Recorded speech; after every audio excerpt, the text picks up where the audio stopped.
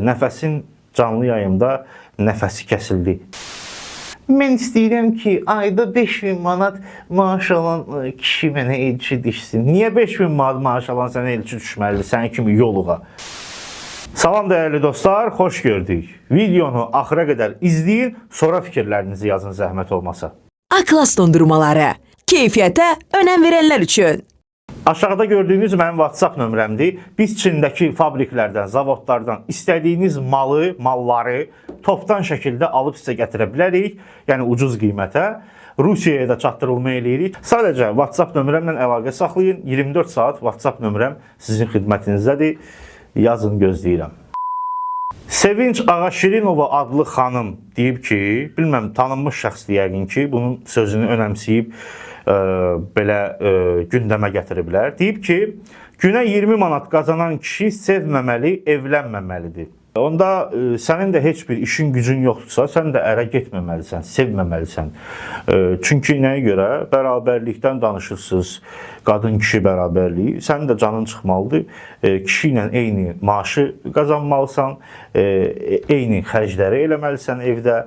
Yəni, deməyim odur ki, ay xanım, sənə birincisi adiyyatı yoxdur. Günə 20 manat qazanan kişi kimi sevəcək, kimlə evlənəcək. Qarşı tərəf, yəni xanımı, hansısa bir xanımı qane eləyirsə, bunun sənə heç bir dəxlisi yoxdur. Sən qəbul eləməzsənsə, sən daha lüks həyat tərzi istəyirsənsə, sevmədiyin bir adamla, yəni puluna görə evlənirsənsə, daha sənə sözüm yoxdur, yəni. Bəzi qızlar olur, heç bir işə yaramırlar, heç bir poxa dərman deyirlər, heç bir işi gücü yox, bacarığı yox, təhsili yox. Mən istəyirəm ki, ayda 5000 manat maaş alan kişi mənə elçi düşsün. Niyə 5000 manat maaş alan sənə elçi düşməlidir, sənin kimi yoluğa? Sən həyatda nə uğur əldə eləmisən? Öz bədənindən, görüntündən başqa. Bəziləri o üçün ümumiyyətlə gözəlliyi olmur ha. Böyle danışırlar. Bir tərəfdə həyatının sevgisini axtaran kişilər, digər tərəfdə ağatlı şahzadəsini gözləyən qadınlar. Sən də onların arasına qatılacaqsan. Bəs sən həyatının sevgisini tapmağa hazırsan? Dünya şöhrətli sevgi proqramı Qesmava Nasib tezliklə sənin ölkənə gələcək. Poxu çıxdı, qalx düzül. Nəysə, dostlar, Zaurun verilişinə, Elgizin, Xoşqələmin verilişinə şükür eləyəcək. Çünki daha, belə deyək, əxlaqlı bir veriliş gəlir. Çox murdarçılıqlarla olacaq, buna əmin ola bilərsiniz. Çünki bu tip veriliş Türkiyədə də var. Güya məhəbbət, eşqdən, sevgidən söhbət gedir, amma orada heç bir eşq, məhəbbət mövzusu olmur. Ancaq aylar dünən axşam, dünən axşam. Bu qız değildi, deyirdi ki, mənim fanat ordum, nə bilim, Jennifer Lopez'dən çoxdur, nəsə belə bir şey demişdi. Yəni, kilo fanat ordusunun başına ki, səni ola bilər belə görüntü baxımından sevə bilərlər. İndi görüntüsü biraz var da, indi qəşəng qızdır, maşallah olsun. Amma səsi yoxdur təbii ki.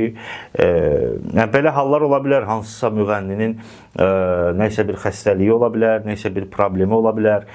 Canlı yayımda yəni deyər ki, uzağı mən bugün xəstəyəm, oxuya bilmərəm. Yəni ən azından bu şey. Çünki əgər bu oxumağa yəni okey veribsə ki, mən canlı oxuyum, deməli heç bir problemi, xəstəliyi olmuyor və arxain şəkildə girib musiqiyə, amma özünü biabır eləyib.